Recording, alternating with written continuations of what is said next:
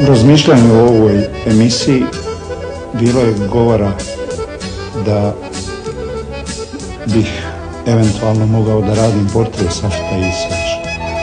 Međutim, kako ja i rijetko radim portrete i ja sam naslikao nešto drugo što bi moglo biti isto tako Safet Isović.